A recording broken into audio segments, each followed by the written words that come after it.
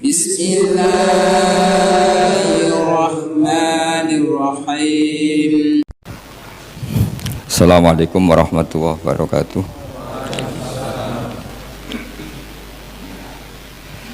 Bismillahirrahmanirrahim. Wa sholli wa sallim ala habibina nabiyina Muhammadin sallallahu alaihi wasallam wa ala alihi wasallam asma ba'du. Bismillahirrahmanirrahim. Alhamdulillah di ngaji bareng juga nggak ngerti polanya juga. Sedanten saya hormati. Ini katanya untuk bahagia.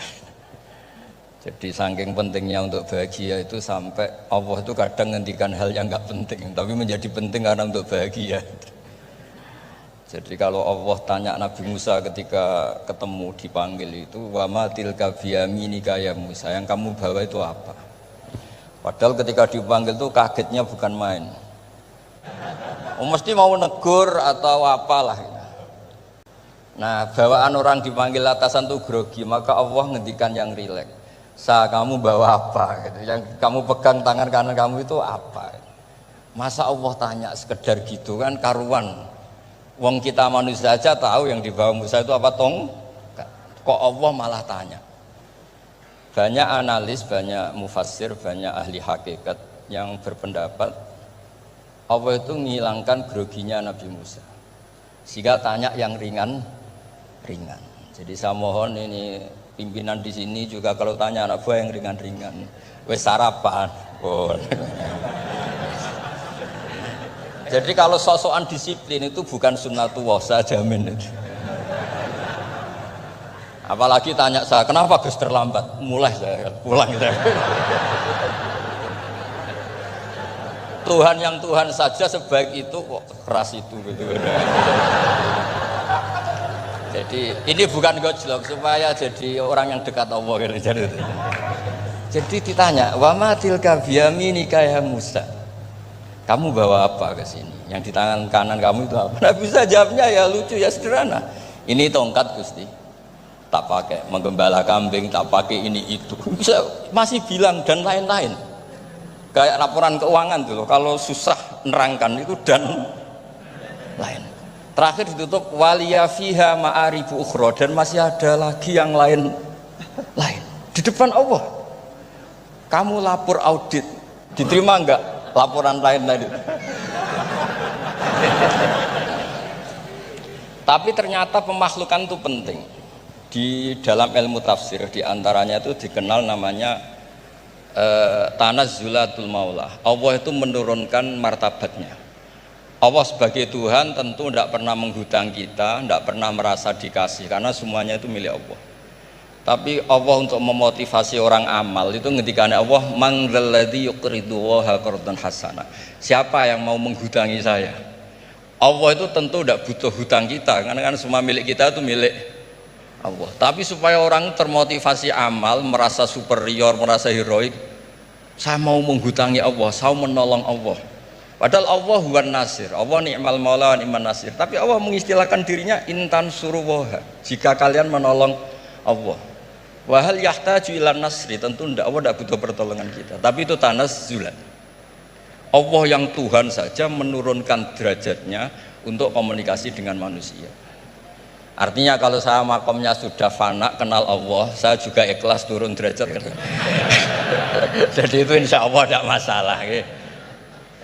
Ben sampean pernah dengar ilmu hakikat memang gitu. Jadi saya ini memang sudah sering cerita. Saya ini sudah daftar ingin jadi resi lah. Saya sudah nggak pernah keluar-keluar. Saya di rumah ngaji. Tapi ngaji kalau ngaji terus ya. Saya belum pernah nggak ngaji. Satu hari minimal ngaji 4 kali. Ngaji fikih yang saya sering itu fikih. Nambah bahasa emang ahli usul fikih. Dulu pertama Profesor Zaini melibatkan saya ini cerita itu gara-gara beliau itu profesornya itu sastra. Adab, di Al-Azhar itu adab. Nah karena jurusannya adab, beliau memang pakarnya kalau menghaluskan bahasa. Tapi masalahnya di Quran kan banyak fikih juga, dan beliau cari ahli fikih. Singkat cerita, entah gimana ceritanya Allah yang mempertemukan ketemu saya. Nah kenapa kita butuh fikih, tidak sekedar kesusastraan atau ilmu adab? Karena ada tafsir atau fikih dalam Quran yang mau tidak mau harus difikihkan. Misalnya begini, wa antasma'u bainal ukhtain, kamu tidak boleh menikahi sekaligus mbak dan adiknya atau adiknya dan mbaknya. Jika Anda berpikir Quran itu hanya Quran, maka berarti apa boleh menikahi misalnya Sri dengan buliknya, Sri dengan budenya, padahal tidak boleh juga. Tapi faktanya Quran hanya ngendikan wa antasma'u bainal ukhtain. Sebab itu zaman Rasulullah SAW sugeng itu nambahi wala bainal mar'ati wa ammatiha wala bainal mar'ati wa kholatiha, juga tidak boleh menikahi Sri dan budenya atau Sri dan buliknya. Dan kebetulan Nabi itu tidak menambahkan wala bainal mar'ati wa jaddatiha, karena kayaknya itu nggak usah dilarang, ya sudah lucu aja gitu. Masa kamu nikahi perempuan umur 17 terus minat mbahnya umur 70. Lah itu kalau sampai butuh dilarang ya Anda perlu berobat itu. Tapi kalau bule kan kadang masih menarik. Orang-orang kayak gini itu misalnya nikah umur 17, bulenya cantik umur 30, minat enggak? Jadi artinya butuh dilarang untuk tidak minat tuh butuh dilarang gitu. Tapi kalau mbah ngono kok ditakok. Nah, ngono kok ditakok. Ini pakarnya. Artinya andaikan tidak ada usul fikih ini mimba bi itlaqil ba'di wa iradatil qul. Meskipun usul fikih itu yang menginduk ilmu balaghah, ilmu ini itu. Jadi Allah menyebut bainal ukhtain artinya diganti bainal mahromain. Jadi ukhtain itu ibaratun atau itlaqul ba'di, yaitu ukhtain mewakili kata mahromain. Dua perempuan yang punya hubungan mahram tidak boleh dinikah bersamaan untuk orang-orang yang poligami. Ini penting supaya semua tafsir juga gitu, lafat-lafat yang ada mahdzufnya itu kita jaga, baik itu secara keilmuan maupun secara fikih. Keilmuan misalnya begini, orang yang dilaknati Allah, mala'anahu wa ghadiba alaihi, di antaranya diteruskan wa ja'ala minhumul qiradata wal khanazira wa abadat taghut. Lalu misalnya secara penelitian tidak pernah ada makhluk manusia yang dulu jadi kera. Tapi melihat ayat itu seakan-akan itu pernah ada periode atau kejadian di mana manusia itu dirubah jadi kera. Wa ja'ala minhumul qiradata. Mau tidak mau kita butuh perangkat ilmu lain yang namanya balaghah. Itu orang Jawa itu kalau dilangkai kakinya itu hanya bilang kayak kera. Orang nggak sopan tuh katanya kayak kera. Tapi kalau dilangkai kepalanya langsung oh dasar ketek itu, dasar kera. Artinya dalam ilmu tasbih kalau kemiripannya itu biasa itu masih disebut ka seperti. Tapi kalau mirip banget perilakunya itu kafnya dibuang. Sehingga orang yang tuli banget terhadap kebenaran Allah bilang summum bukmun umyun. Orang kafir itu summun, tuli misalnya. Bukmun ada bisu. Padahal faktanya mereka bisa mendengar, bisa ngomong, bisa bicara. Tapi saking tidak pernahnya mau mendengar kebenaran, di redaksinya sumun, bukan kasumi tapi sumun. Begitu juga di bab madah memuji. Kalau orang agak ganteng, mungkin saya kalau mujinya kalkomar, paling ya kalkomar. Tapi kalau muji Nabi langsung komarun, anta samsun, anta bedrun, karena gantengnya kelewat, sehingga kaf tasbih sepertinya itu dibuang. Nah, andai kan tidak ada fakta manusia itu pernah dirubah jadi kera di era itu, andai kan itu nggak ada, kita sendiri juga nggak tahu. Kita masih bisa menganalisis dengan teori balaghah tadi, wa ja'ala minhumul qiradata ekal qiradah. Mereka atau mislal qiradah, mereka dijadikan Allah laksana kera, tidak berakhlak, tidak beretika, tidak bermoral. Ini pentingnya ilmu balaghah, sehingga kita tidak perlu mengharuskan orang berkeyakinan dulu itu pernah ada orang manusia dirubah jadi apa? Kera. Nah misalnya ada yang berkeyakinan atau berpendapat memang itu pernah nyata, itu ngendikannya Rasulullah kemudian itu dihilangkan, hanya hidup 3 hari kemudian hilang sehingga gak punya turunan. Jadi pilihan-pilihan dalam tafsir itu satu tentu riwayat, dua itu analisis balaghah. Nah, analisis fikih itu tidak kalah penting karena konstruksi Quran itu ada fikih yang sudah mapan. Seorang lagi ada fikih yang sudah nopo mapan. Ketika Nabi Lut itu menyesali kaumnya itu lesbi dan gay, kelainan seksual. Itu Nabi Lut ngendikan haula ibanati hunna adharulakum. Kalau kamu ingin menyalurkan kebutuhan biologis Anda, ini ada anak-anak putri kami, hunna adharulakum. Itu lebih suci bagi kalian. Tentu fikih itu sudah mapan, maknanya dinikahi dulu dengan proses nikah yang sah.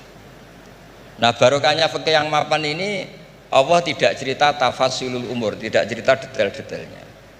Sehingga salah sekali kalau kita sering bilang kita hanya kembali ke Quran. Itu tidak bisa karena Quran juga tidak berdiri sendiri dengan makna yang sebenarnya karena turun itu ada asbabun nuzul. Nah, ndak ini bukan guyon tapi memang betul harus begitu memang.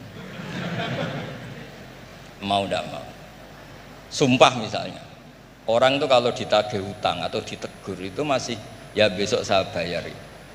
Ditagih lagi kayak gak percaya, wawahi besok saya bayar. Jadi kata wawahi itu mesti menunjukkan emosi, tersinggung, sumpah ya.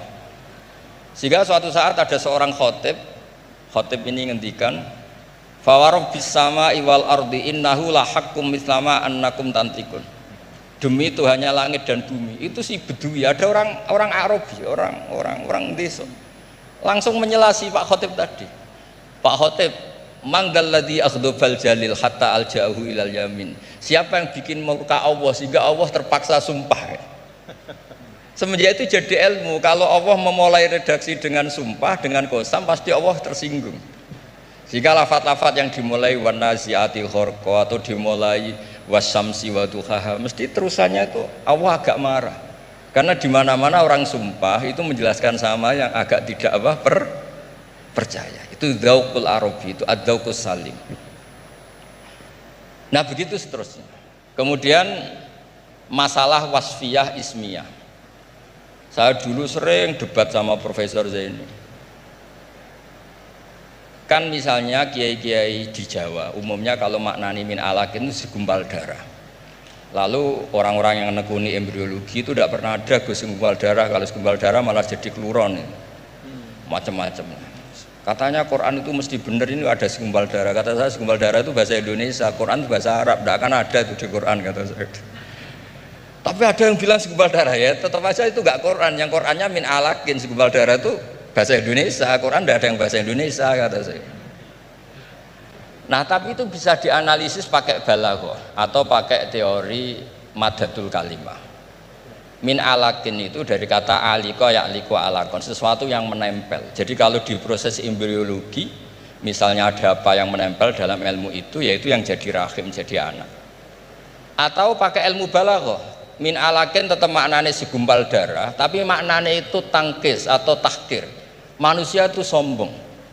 Padahal materinya sama yang sekarang jadi sama dengan materi yang sekarang jadi segumpal darah. Yaitu kita yang seperti ini materinya ya sperma, segumpal darah yang seperti itu juga materinya sperma. Kok kamu sombong? Materi kamu sama dengan materi min alakin. Itu persis dengan adatul Arab kalau sedang mencibir orang yang sombong. Itu kalau orang Arab bilang antal ladzi kharajta min makhrajil bauli marratan, kata orang Arab. Kamu adalah manusia yang keluar dari jalannya kencing 2 kali. Keluar dari penis lelaki ya lewat jalur kencing, keluar dari ibunya juga lewat jalur kencing. Supaya orang enggak sombong itu orang Arab bilang antal ladzi kharajta min makhrajil bauli marratan. Nah, min alakin itu dalam konteks itu karena begitu angkuhnya Abu Jahal, begitu angkuhnya kafir-kafir Quraisy, sampai diingatkan Allah ulang, kamu ini materinya min alakin, sejenis itu mbok yo jangan yatuho. Buktinya terusannya ayat kalla innal insana layatgha, manusia itu sungguh angkuh. Nggih niki pun deal nggih.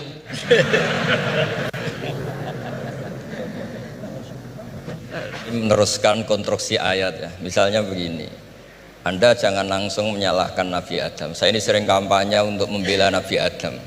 Karena banyak kiai yang cerita Nabi Adam itu salah melulu. Nanti kan kita di surga kan nggak perlu ngajukan kredit, nggak perlu punya istri cantik yang minta ke mall. Karena kelebihannya bidadari itu cantik, tidak minta belanja. Sudah gitu di madu juga agak protes. Tapi kalau di dunia itu sudah minta belanja di madu protes. Jadi tapi kenapa Nabi Adam akhirnya keluar dari surga dan kita menyalahkan hanya demi kepentingan supaya tadi punya istri cantik tidak minta uang apa belanja dan boleh dipoligami mau maksudnya. Di konstruksi ayat itu tidak ditampakkan, tapi semua ahli tafsir tahu. Misalnya fadallahuma bihurur, setan menipu Adam dan Hawa dengan curang. Hurur itu nipu. Jadi kalau ngaji nipu itu mulai dulu itu ya gurunya setan itu. Jadi Nabi Adam itu di surga dengan penuh limpahan anugerah. Buah apa saja ada, makanan apa saja ada, enggak bayar.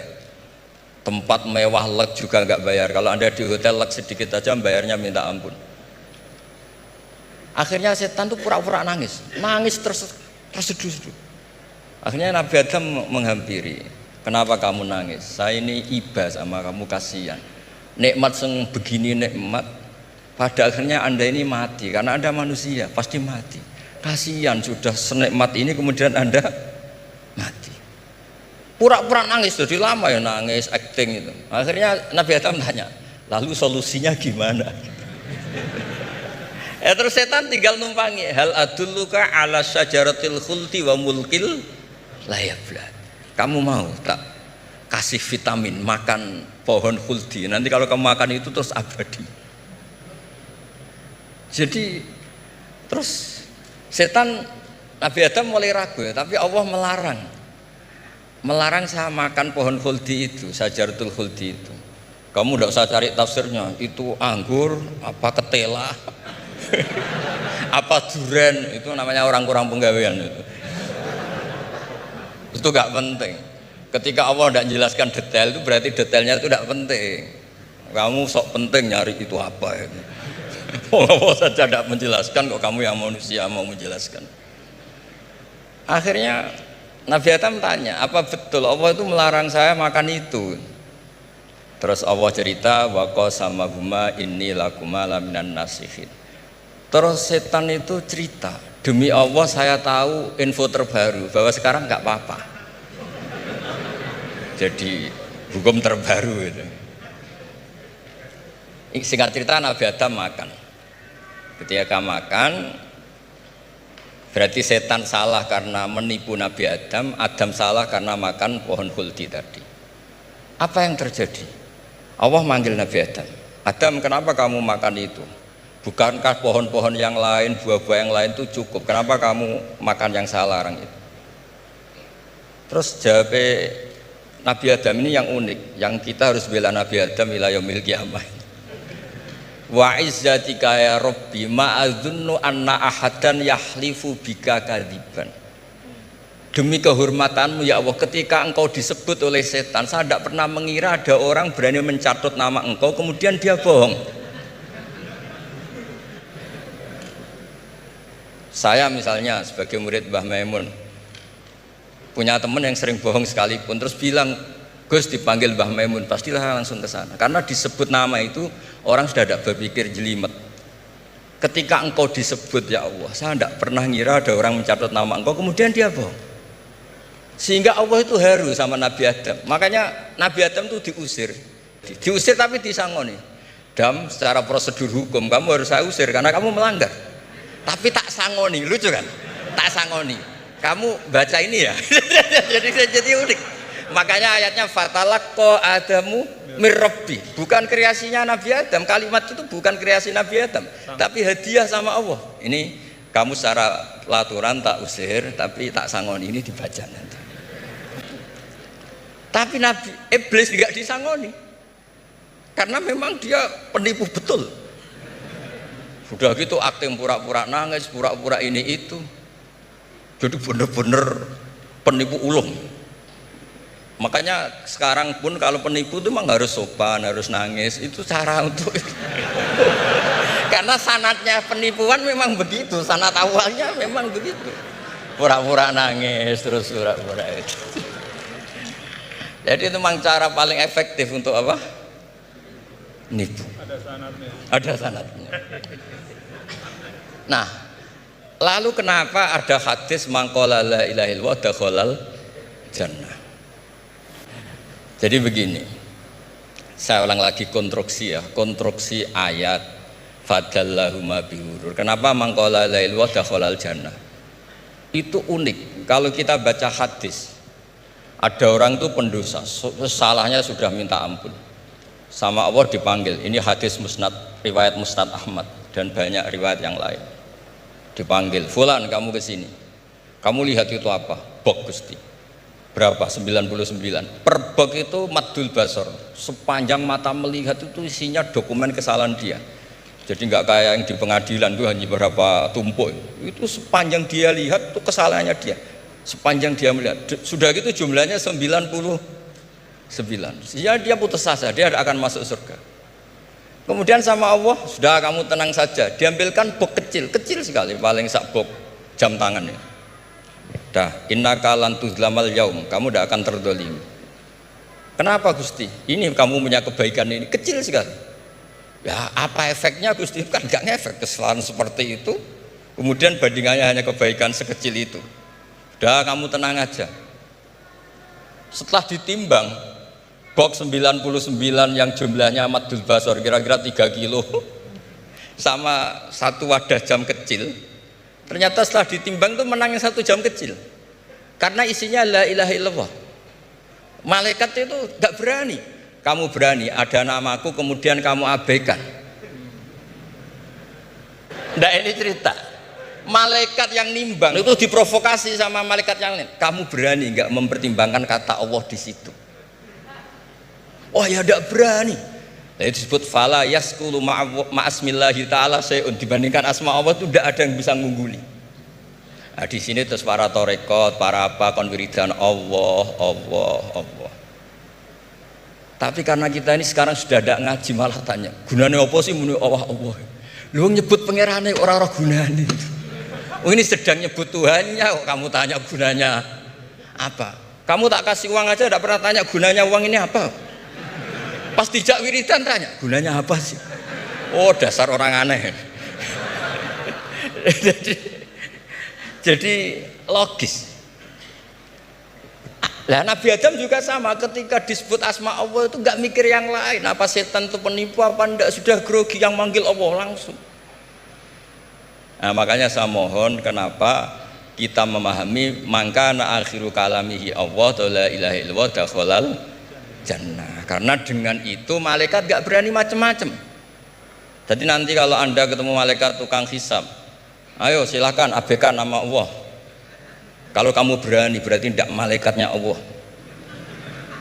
Masa namanya Allah gak dipertimbangkan? Kini asmane Allah. Nah, makanya Nabi ngendikan fato satis sijilat wasakula ismuwah.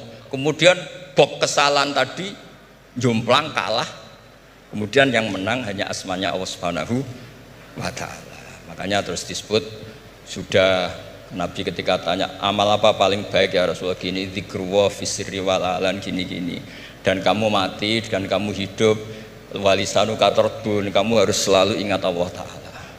Lah dene saya sekarang itu sudah biasa ingat Allah terus disuruh ingat dengan yang lain. Muga-muga itu tugas dari Allah juga. Saya tidak tahu apa benar apa tidak tahu.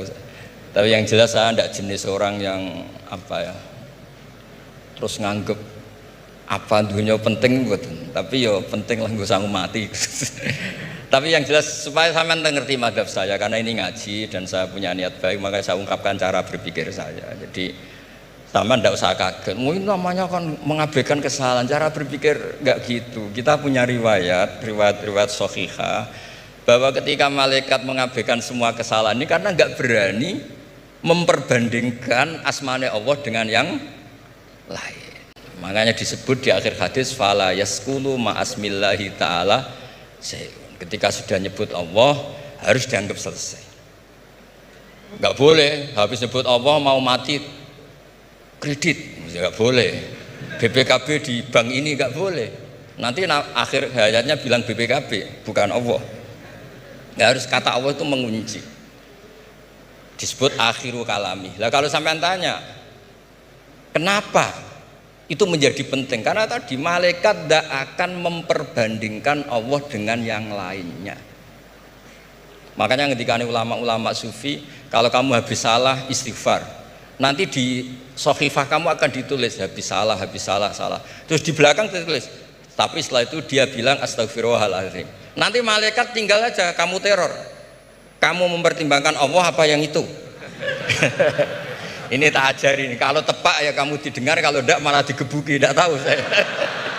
Tapi itu ijazah resmi ini hari ini. Hadisnya akurat. Ijazah. Tapi sudahlah karena saya ini orang baik tak tolong. Begini ya, jadi perspektif Islam atau taqarrub ilallah itu mulai dulu itu orang mau tidak mau subjektif, tapi hukum pokoknya sama. Misalnya orang mencintai Allah, ada yang saking mencintainya itu tidak pernah nyebut Allah. Ada wali itu mencintai Allah tapi tidak pernah nyebut Allah, karena dia takut ini nama sakral, jangan-jangan dilecehkan. Imam Malik itu pernah ada seorang pengemis datang, ya Imam Malik saya minta uang. Imam Malik jawabnya itu, saya tidak punya uang, baru tidak bawa uang, juga tidak punya uang. Kamu besok ke rumah saya atau nanti ke rumah saya, tak kasih uang. Terus diberi nasihat sama temennya. Halal itu mbok yawa Anda ngomong rozaqakallah. Ya, semoga Allah memberi rezeki kamu. Jawabnya Imam Malik itu apa? Saya masih hafal teksnya itu. Fa ana ujillu ismallahi ta'ala an askura indaman yakrohu sama'ahu, ada yang baca sima'ahu walau dimna jumlatin. Saya tidak mau nyebut nama Allah pada orang yang nggak suka nama itu, meskipun tuh hanya secara apa eksplisit. Artinya kalau dongak itu serang di duit, jaluk duit kayak itu kira-kira itu. Wong saya mintanya uang kok dikasih apa? Doa. Jadi kadang-kadang orang cara mencintai Allah itu, lah ya bagi pengemis tadi rozaqakallah itu maknanya kan nggak mau memberi kan? Doa tadi kan disimpulkan nggak mau memberi. Sama seperti kita di Jawa ada keponakan misalnya mau mondok pamit padenya, kata padenya ya wis le tak sangoni selamat, ya sudah tak sangoni selamat. Selamat ndonga tok gak modal akeh tunggale. Nah, berdoa saja tanpa modal. Nah, Sayyidina Umar radhiyallahu anhu itu diantaranya orang yang meriwayatkan hadis Innallaha ta'ala kallafani an asrifa an du'a. Allah memaksa saya, menugaskan saya supaya tidak semuanya itu dikonsultasikan kepada Allah Subhanahu wa taala. Sehingga banyak kiai kalau ada orang potongan rai mustajab, wajahnya itu tidak meyakinkan mustajab doanya. Iya saya ini miskin, utang saya banyak, nggak akan diijazahi disuruh doa atau duha atau baca waqiah, karena sekali itu dipraktekkan dan kita tahu potongan gak mandi itu nanti nyalahkan institusi doa. Jute saya duha juga tetap miskin, saya doa juga tetap miskin. Daripada Allah disalahin mendingan pon sing kerja tenanan.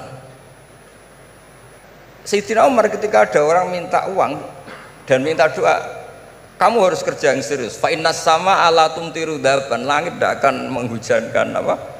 Emas. Jadi di mana-mana mencintai itu ekspresinya macam-macam. Ada ulama yang saking senengnya umatnya Nabi seneng silaturahim. Ada ulama yang saking senengnya umat Nabi gak suka silaturahim dengan arti berkunjung, karena itu dianggap mengganggu. Teman kita punya anak, punya istri, kadang pas harmonis kita datang terganggu. Wong saya pernah dolan di orang, pas tukaran sama istrinya, itu berhenti dulu ada Gus Pak, nanti teruskan. Ternyata orang tengkar itu diganggu juga gak suka. Jadi tiket, cek, ono Gus Pak, kok terus no. Jadi ternyata orang bertengkar juga gak mau diganggu. Setelah itu tak tanya, tadi diteruskan tengkar aja, materinya lupa Gus. Materi untuk nyerang istrinya lupa. Nah begitu juga zaman Rasulullah SAW, banyak sahabat yang saking senengnya Nabi sering sowan. istifadah. Ada yang saking senengnya Nabi nggak sowan, takut ganggu, Nabi punya keluarga, punya anak, punya istri. Ada yang saking senengnya Nabi, kalau ketemu Nabi itu melihat wajahnya sampai dia tahu detail wajah Nabi kayak apa, rambutnya kayak apa. Ada juga yang sama sekali ditanya, sifli wajah Rasulullah, tolong ceritakan ke saya wajah Nabi itu kayak apa. Saya tidak pernah melihat wajahnya Nabi. Loh, Anda ini sahabat masa tidak melihat wajahnya Nabi? Ijlalan rasa kalau ketemu beliau itu hormat sekali sampai gak berani menatap mukanya. Sama-sama seneng tapi ekspresinya beda. Saya kalau ngaji usul fikih di pondok saya sering cerita fal yukrim dhaifahu fal yukrim jarahu, itu Islam hanya memerintahkan ikram, memuliakan, tapi prakteknya beda-beda. Di kampung kamu ketemu tetangga tidak tanya itu sombong, tapi kalau di kota ketemu tetangga tanya namanya kepo, dianggap ganggu privasi. Sama-sama maknanya ikram. Ibnu Abbas itu kalau sholat cepatnya bukan main, katanya seneng Allah, munajat lah, kok seneng cepet, berarti gak begitu seneng. Tapi Ibnu Abbas kebalik cara tanya, kenapa kamu kalau sholat cepet? Setan nata-nata mau goda saya, ternyata saya selesai, jadi kecelik dia.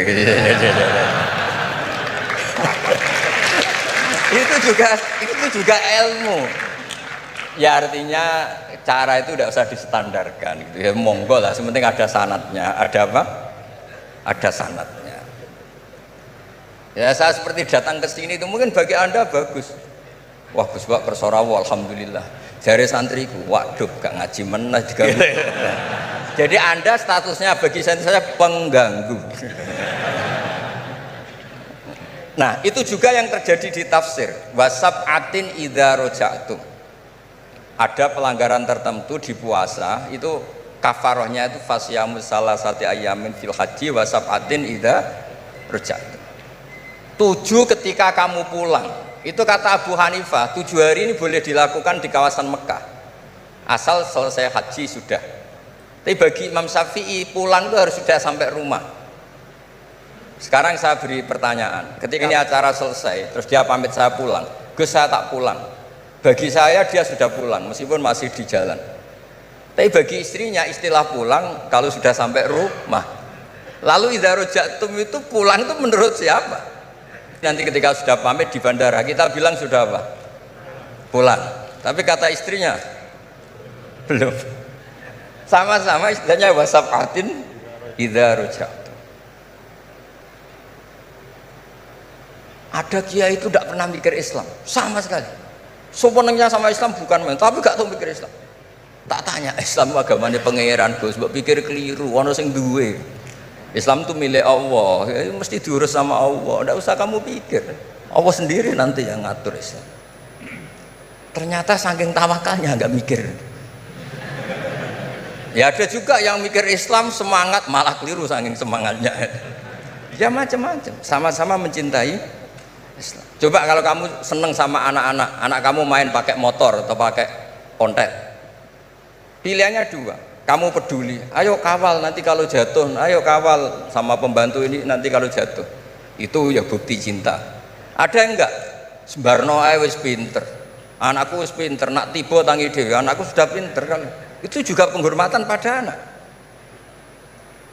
Jangan kira makna seneng itu harus terbentuk satu versi. Seneng anak ya nak dolan dikawal. Ternyata yang membiarkan juga bentuk penghormatan bahwa anak ini sudah mandiri. Ya terus yang masalah istikhadah itu masyhur itu di riwayat Hamnah binti Jahsy. Hamnah itu haidnya melebihi hari wajar. Terus sama Nabi sudah kamu saya haidkan sesuai tanggal yang sebelum kamu kena penyakit ini. Itu kamu anggap haid, lainnya kamu anggap istikhadah. Itu istikhadah paling gampang. Ikuti saja fatwanya Imam Syafi'i. Jadi misalnya Januari kok 6 hari, Februari kok sampai terus mulai ada penyakit sampai 1 bulan keluar darah, Maret keluar darah, itu kata Imam Syafi'i ngikuti riwayat tadi sudah kamu fatahayati terus sitata ayam atau sabata ayam, terus Nabi ngendikan kamu menghaidkan seperti bulan-bulan sebelum kena penyakit istikhadah. Lainnya di istikhadah. Itu namanya ruddat ilal adat. Jadi supaya ndak ribet pakai tamyiz diukur, ini darah ini lebih kuat dibanding ini, yang lemah ndak haid. Sing tukang delok ya sapa gitu. Apalagi yang ditanya itu lelaki gitu tuh. Nah, itu kan ya agak repot lah, coba lah, agama ini tidak perlu repot-repot seperti itu. Jadi ini nggih ngoten mawon, kok nak kesuwen kepinteran nyaingi kula. Assalamualaikum warahmatullahi wabarakatuh.